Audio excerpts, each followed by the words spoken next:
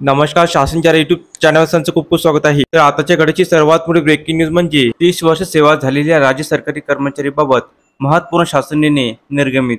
त्या संदर्भात व्हिडिओच्या माध्यमातून संपूर्ण अपडेट सविस्तरपणे पाहण्याला सुरू करूया. मृदा व जलसंधारण विभागामार्फत दिनांक 1 जुलै 2025 रोजी निर्गमित करण्यात आलेल्या निर्णयानुसार 50 आणि 55 वर्षी अथवा 30 वर्ष सेवा झालेल्या राज्य सरकारी आणि कर्मचाऱ्यांना सक्तीची निवृत्ती वेतनाबाबत पुनर्वलोकन समितीचे गठन करण्यात आले आहे.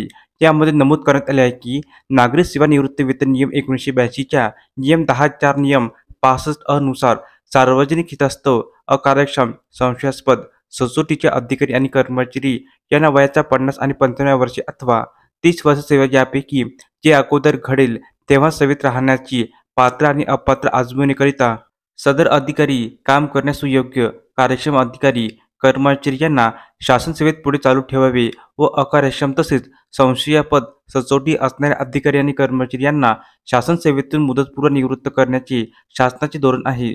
सदर निर्णयाच्या अनुषंगाने मृदा व जलसंधारण विभाग अधीनस्थ पुनर्वलोकनकरिता पात्र होणाऱ्या अधिकारी आणि कर्मचारी यांना वयाच्या 50 आणि 55 वर्षापलीकडे अथवा आहतकारी सेवेची 30 वर्ष सेवा पूर्ण झाल्याची सेवेत राहण्याची पात्र आणि अपात्रता तपासून त्याची पुनर्वलोकनकरिता शिफारस करण्याचे निर्देश आहे. सदर पुनर्विलोकन समितीमध्ये उपसचिव आस्थापना मृदा व जलसंधारण अध्यक्ष यांच्या अध्यक्षतेखाली 3 सदस्यांची नियुक्ती करण्यात आलेली आहे.